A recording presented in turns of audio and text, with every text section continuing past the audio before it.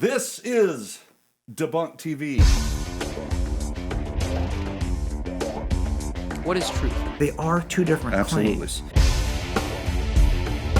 So, like, truth is basically subjective. This is a worldview thing. No fossilized eyeballs, trust me. This is DeBunked TV. I'm Bub, that's Carl. Carl, my friend, how are you? I'm a blessed man, dude. You say that every time, and I agree. You're a blessed man. Why do we do this? We want to challenge people to think, and we want to challenge them to be able to give an answer for the reason for the hope that lies within them, with meekness and fear, but boldly. So half the shows we're going to be unpacking debunks, or maybe 60% of them. The other 40% is going to be about cultural things, about evergreen things, taking on something and looking at it. But today we are actually going to be talking about our number one. There's no evidence for God. We're going to debunk that. By the way, all these videos are for free on getdebunked.com. We want you to have them for free, to share them, to learn from them, and go for it. So the way we like to start this off is to play the whole video. Then we're going to come back and unpack it. Watch away. Lots of people say there's no evidence for God. Well, we're going to knock that one out in 3. I'm just going to have to keep it simple, throw in the old 1-2 combo, get in and out real quick, and let you fine folks chat all about it, okay? Punch 1 I'm going to call the info uppercut. When's the last time you walked into a library and asked, hey, where are all the books that have been written by mindless products of natural laws? The librarian would probably laugh at you and tell you that no such books exist. They don't exist because they can't exist. Why not? Because first of all, it's just common sense. The words that form the message in books always originate from a person with a brain. Or to say it a bit more scientifically, the message of the book, the purpose, comes to be understood by the orderly placement of the words, design, and information. Information. Now, anytime we find info, these basic laws always apply. Number 1, matter doesn't spontaneously produce information. Number 2, only a mental source, intelligence, can generate new creative information. In other words, just like those books that couldn't originate without a mind, neither could life. Why not, you ask? Because we know that DNA contains information. Therefore, the laws of information science apply, which means the information in DNA couldn't have spontaneously generated, and that a mind is behind the information. Period. No exceptions. Look at it this way. The simplest life form we know of is an amoeba, and it contains as much information in its DNA as 1,000 complete sets of Encyclopedia Britannica. So, are we to believe that there's no way a message in a library book could spontaneously generate, but far more complicated messages in DNA that contain 1,000 times more information could have?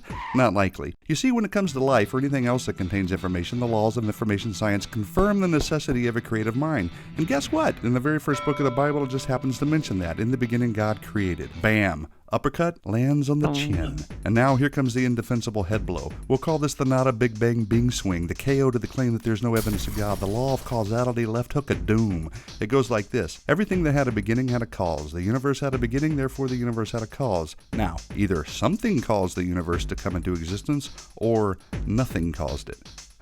I might not be the smartest guy behind the telescope, but honest, practical, everyday thinking's going to lead me to the former. You have to work pretty hard to conjure up a way that nothing did it. You see, it's pretty improbable, nigh impossible, to account for design, information, and cause if the universe just exploded from nothing. Smack! And while we're on the topic, where did the matter come from that exploded? Are we really to believe that there was nothing and then it exploded, and now the exploded nothing is something, and we just happen to be smart enough to discover and understand the very laws that prove the opposite? And if the general understanding of the law of cause and effect is true, how can matter come from a lesser cause like nothing? I mean, come on. I don't have a bunch of letters after my name, but even a monkey knows better. And yeah, I snuck in a couple of extra jabs in there, so sue me. Now for some parting words from our sponsor, the Bible. It tells us in Romans 1:20 that since the creation of the world, God's invisible attributes are clearly seen, being understood by the things that are made, even his eternal power and Godhead, so they are without excuse. It also says that people actually know the truth, but they reject it, which explains why even though there's overwhelming evidence that there is a God, evidence won't convince the unwilling. Sad but true. So there you have it. With just a couple of meaningful blows, the claim that there is no evidence for God is down for the count, mi amigos. In other words, it's been debunked. Adios. Love it. I like that one a lot. I don't know. For some reason, you have your favorites of these. And it's one of my favorites as well. Yeah. We're going to unpack this thing in 2 episodes. And the first, we're going to talk about the argument from design. Right? And then we're also going to be talking about the law of information on this one. And then we're going to talk about Biggie. The cause, and then this whole idea of nothing. Right. Because it's really big now. What is nothing? Okay. Well, because let's put it like this, man. Because there's so much information in here. So when I'm giving my talks, I try to reinforce it, and I'll say something like this. Well, look, Christian and non-Christian, we both have a creator. We both do. And there's some similarities, unfortunately, right? I mean, both of them begin with the letter G. Both of them have 3 letters. Both of them existed for all eternity, have no beginning, no end. Uh-oh, we're in trouble, right? We're all worshiping the same God. Oh, that's another debunk. Well, You shall not worship another God. Yeah. But think about this for a second. So you have our God, capital G God, where he has given us his word. He told us what he did. When we look in the world around us, what we see in the world, is it consistent with that or does it contradict it? I mean, we can take and test that. So the other God is, in the beginning, lowercase g, gas. 3 letters, G. So I put it like this. You either have God or you got gas. And if you got gas, Bino will help you. But we're not going to do that in this episode because we're going to go and be nice. We brought Bino into an episode of DeBunked TV. Somehow we managed to do that. Well, I mean, those are great points. But I think one of the things we should do is we start with the Word of God here. And I think this whole Romans 1:18 is super important. So I just want to read it clearly. I've actually memorized most of this, but not the first part of the last part. So I don't want to just look up and do it out of memory. So I'm going to read it. 1:18. Okay. For the wrath of God is revealed from heaven against all ungodliness and unrighteousness of men who, by their unrighteousness, suppress the truth. Why are they doing that? For what can be known about God is plain to them, because God has shown it to them. For God's invisible attributes, namely his eternal power and divine nature, have been clearly perceived ever since of the creation of the world in the things that have been made. So they're without excuse. For although they knew God, they did not honor him. And this is what happens when you deny God and suppress the truth. This is why I want to read this, because you get into faulty and futile thinking. For although they knew God, they did not honor him as God and give thanks to him, but they became futile in their thinking, and their foolish hearts were darkened. Claiming to be wise, they became fools, and they exchanged the glory of the immortal God for images resembling mortal man and birds and creeping things. Have we not seen that everywhere? Oh, my goodness. Isn't that what we see in the world around us, man? It's everywhere. Yeah. And I put it like this. I think the scripture even gives us another piece on that in Genesis when you go back to the very beginning. And it was like, okay, day 4, God creates the sun. And I've got so many people that where's the light? Where's the light? Yeah, what's the light? What's the light? Yeah. Well, that's all mixed up. It's like, no, God told us there was a light source. What was the light source? We don't have a clue. He didn't tell us that much. But we know what it wasn't. It wasn't the sun, because that didn't come till day 4. But why would he do it on day 4? And I really believe that there's one of these things in there that just causes us to chew on this a little bit. The majority of people on this planet have worshipped something over the years. And one of the major things that they've worshipped is the sun. And I think in that very beginning, God was saying, look. And or the planets, which is, he just throws that on astrology the star or and something. all that. So he mentioned, that's a great point. I never thought of it that way. We've been worshiping this stuff. Hey, I'm this sign. What sign are you? And so it's like, and God, in his wisdom, in my humble opinion, is saying, look, why are you worshiping what I created? Why don't you worship me? There's not even going to be a sun in the new heavens and the new earth. You read in Revelation, there's no more sun. There's that light source.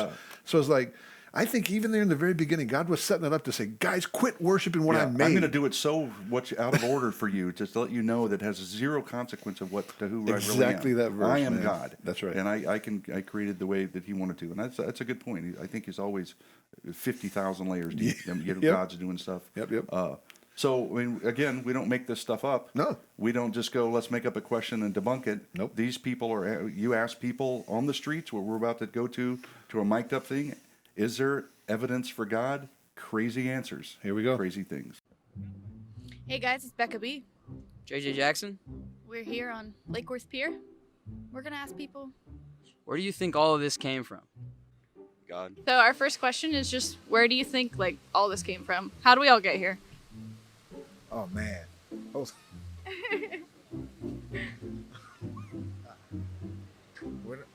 You talking about all of this? Yeah, just us. I have no clue. Or- Is this, you don't know? I have no clue. Where do you think all this came from? Evolution, a god? Where do you think we all came from? I think we came from just Adam and Eve. Where do you think all this came from? Where all of this came from? Just the whole Earth, everything, and the beach, everything. Aliens. Aliens? What evidence do you think that there is a God who created all this? I mean, just the Bible. I mean, who would have read or wrote the Bible if it wasn't true? How would they have come up with all that? Okay, so What evidence do you think there is that God created all this? What evidence is there? Probably nothing. But No evidence. no evidence. I think it's just what we believe deep down in our persons. So you don't think it could have came from evolution? I mean, of course, yeah. I mean, I've watched every scientific channel about how this came to be, how essentially the moon crashed into another planet, and then everything multiplied, and life now exists as we know it. Do you think there's evidence in the world for God creating everything? Evidence. I mean, we wouldn't say, like, if we go deep into it, we go and we do a lot of science on it, we could find something. You get me? If we really was to put our mind to it, because if you put your mind to anything, you will do it. You get me? So if we repeatedly do something consistently and we try to find the evidence, then we will. Do you think there's any evidence for maybe a God creating the earth? I believe in a higher power, but not necessarily a God, singular God. This all came about on an epiphany, you know, and that's how we are here today. Maybe like multiple gods. Ben? I'm going to plead the fifth on that one. Fair enough. You don't think there's any basis for evolution? Some ways I like to think that, you know, because of the science person that I am, you know. You don't think that conflicts with believing in God then? I do. Yeah, I think that we all came from something greater than just one man. Interesting stuff, as always, when you That's get the out world we there. live in. Okay, so we're going to get into the design thing, and I think let's just take over, and because you got some material we went through, and I just want to go for it. I mean, you can see that people are really struggling with this evidence for God thing, but I'm going to say to you that even the smart people understand. They can see it, but they can't see it. And that's because until the Holy Spirit pulls the scales off of our eyes, I mean, that's who I was. Well, there's again, back to Romans, they suppress it because of an unrighteousness. Most of the time, that's a moral thing. I don't want you infringing on me, so I don't want there to be a God because I want to have sex, money, or power. I'll do whatever so I want, man. Do something, and so I have to go backwards in just basic reasoning. And that's what I want to get at most of this stuff here. We don't like arguments. I don't like to get in fights with people and go back and forth. We just want to be reasonable. What is the most reasonable inference you get from the evidence you see? When you wake up in the morning and you look up or talk to a friend or have a feeling for your mother or your kid, where does this come from? Right. I mean, what is this just a reasonable, if you're just going to look at it and go, really, it's gas?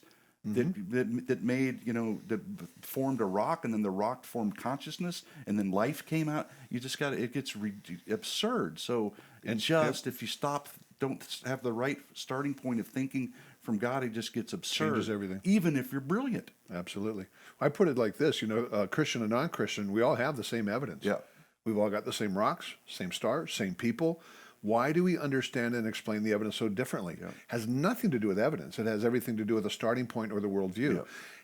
And even I'm going to say to you that even the non-Christian can see that there is evidence to support the fact. When you're talking about design, it's a hard one to get away from. And it is. And people, they say all kinds of things. They try to get tap away dance from. around it. But and it's like it comes right back to them saying it. But take a look at what Dawkins said here. Biology is the study of complicated things that give the appearance of having been designed for a purpose. Biology is the study of complicated things. Yeah. It's already complicated, right? There's Absolutely. complexity. Exactly. Not simple little things that just pop up that give the appearance. Yeah. When things, if it looks like a duck, walks like a duck, we're basically it might be an alligator. These lights behind you gives the appearance that somebody hung them. Yeah. But did somebody really hang them, Carl? I heard an interesting quote. I won't say who I heard it from, but he made this quote and it had nothing to do, absolutely nothing to do with what we're talking about here. But he said, if you're walking down a dirt road and you find a turtle sitting up on a wooden fence post, you know somebody put it there. You can look up who said that. It goes back, man. I can just see the turtle going up. You know somebody put it there. They see it as well. Yeah. Richard Dawkins sees that what you see in the world around us, it appears that it's designed. Not even just designed, but for a purpose. And for a purpose. Like, wow. And that's what God tells us, that we are here for a purpose. Because if evolution were true, It's undirected. There is no purpose. And it's That's all your accidental. wiring, man. You do your wiring, I Yeah. do my wiring, and that's all. But he's actually including. It's so powerful that he has to say, "Well, it appears that way." And I'm going to challenge. We're going to challenge and say, look. If you look at something and there's a turtle on a fence post, you know somebody put it there. That's what we see. Yeah, The rest this is of the simple stuff I like to talk about. It's like, come, we're not trying. I don't have degrees. I'm not like this. It's like turtle on tree stumps or things. Yep. That's great for me. Well, see, I'm that son of a professional wrestler growing up around guys with one name: Crusher, Bruiser, Mauler, Assassin. We're not going to get deep. Yep. And even this one. Take a look at this next one here. You got biologists must constantly keep in mind that what they see was not designed, but rather evolved. So go against your better intuition and your innate ability to kind of just understand that things are. Suppress the truth. Yeah. And this is Francis Crick, right? Yeah. So biologists, of course, because they're studying, they're doing the most of the study on all the life forms. Right. Those guys, above all, have to constantly fight against this. No, because we have an a priori for evolution. We have to dismiss that there's design. This is not an evidence problem. Yeah. This is an interpretation of evidence problem, and your interpretation is going to be based on what your worldview, your bias, your presupposition is. And we've just got to keep coming back to that and getting the generation to recognize you've got to think critically, like we talked about in one of the other episodes. You've got to think critically. You've got to look at this stuff. And then here's another good one. A common sense interpretation of the facts suggests that a super intellect has monkeyed with physics as well as chemistry and biology.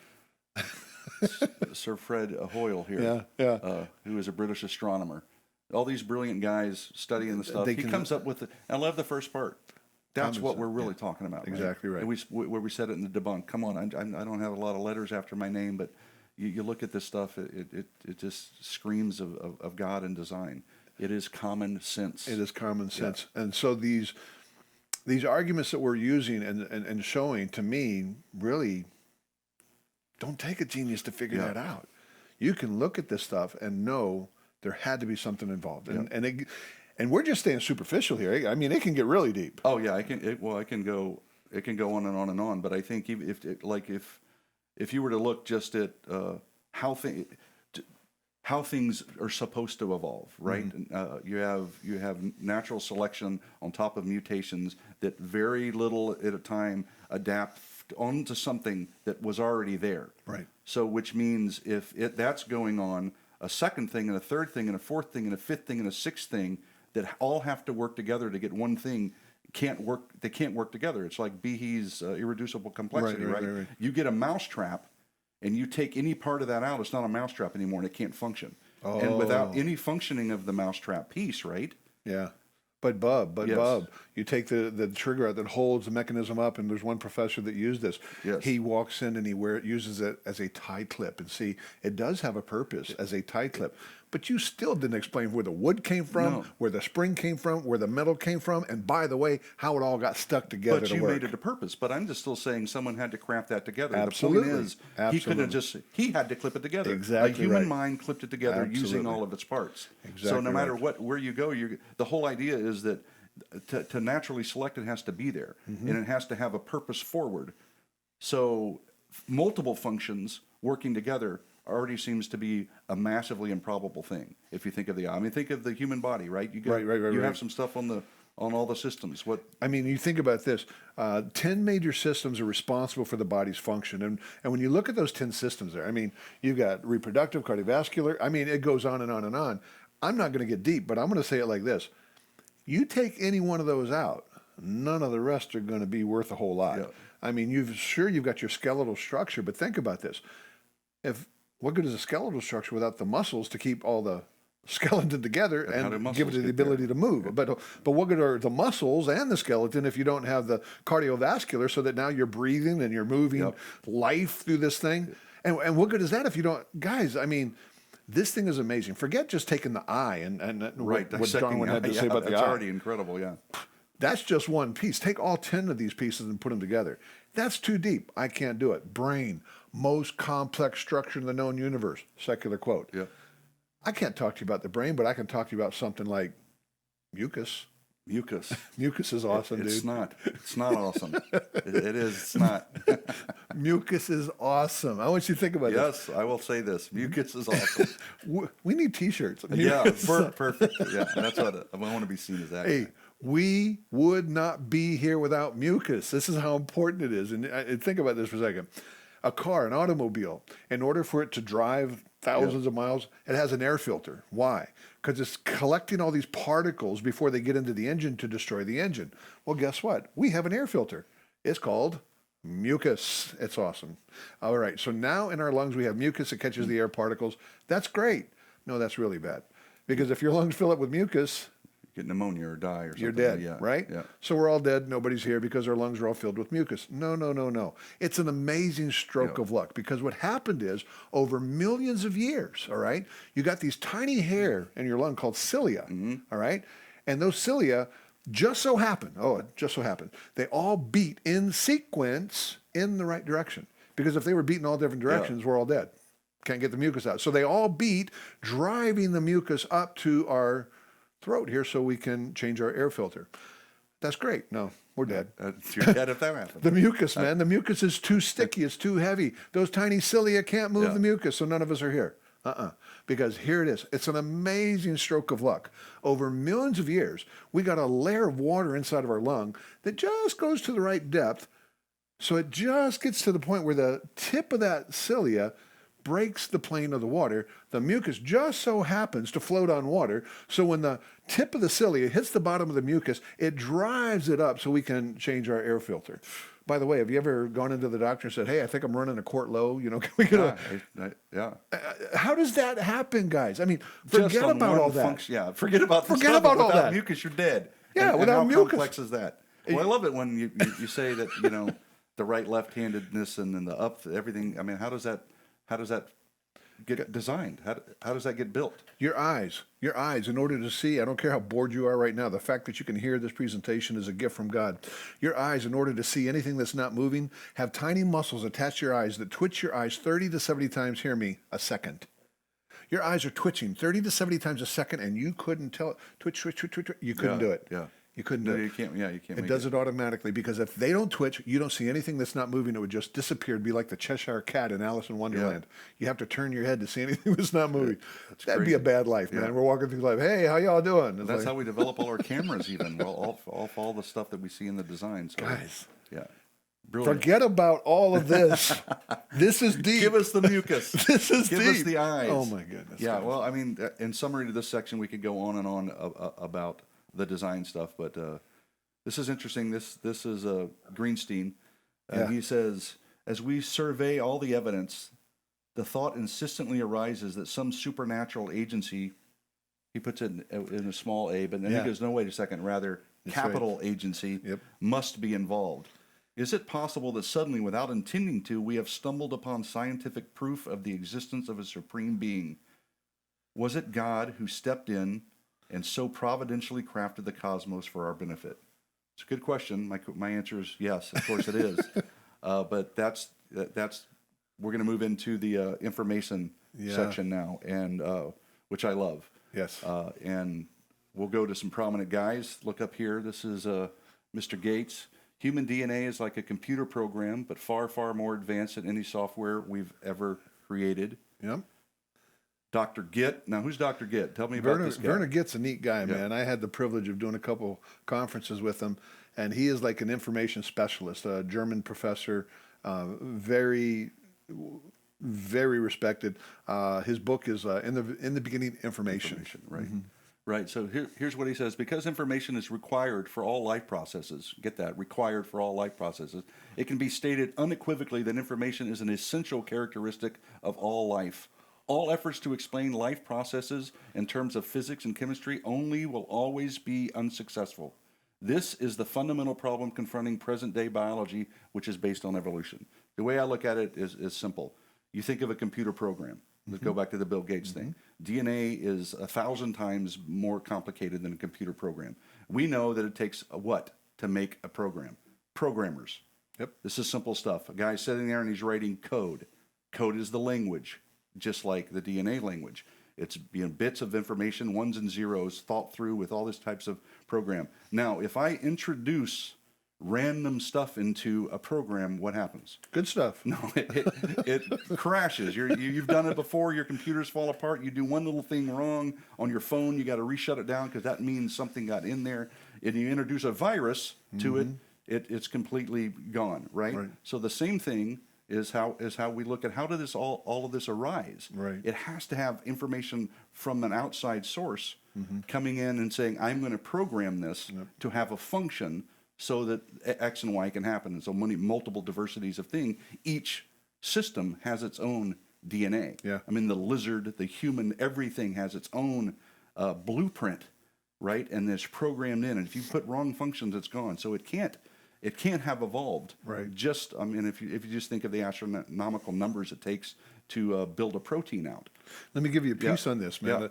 Yeah. Another buddy that I had the privilege of meeting is a former professor at Cornell University, and genetics is his thing. Yeah. And so he came and he heard me speak once, and I'm like, he came up to me afterwards. I'm like, dude, what are you doing? I need to listen to you speak. Yeah, you know, I'm the son of a professional wrestler. And he said, no, I just want to hear you speak. He said, Carl, talking about the mechanism that you're talking about here, this design and all this mutation, that's the mechanism. Give enough mutation over time, this thing can turn into this thing, can turn into this thing. He said, whenever anybody tells me that, he's a geneticist. He said, Carl, every generation, your children have 100 more significant genetic mistakes than the previous generation. Every generation. So those are significant. There's a whole bunch more. Yeah. But every generation has 100 significant more genetic mutations.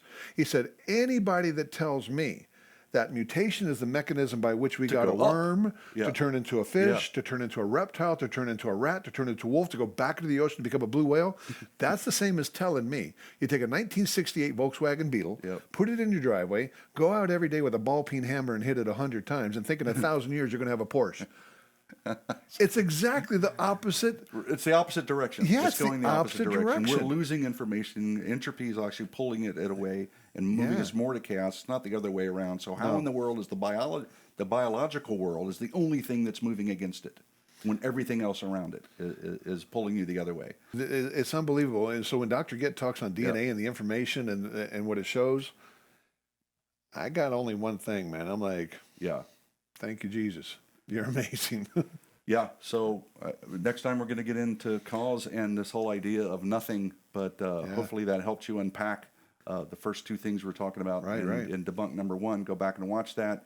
Use this however you need to. Pass it on. Share this stuff. And, go to getdebunked.com and follow us on Instagram and Facebook and all that stuff. Get the word out. We're trying to give all this stuff for free for people like you to use it to the glory of God and the benefit and blessing of others. Adios from DeBunked TV. See ya.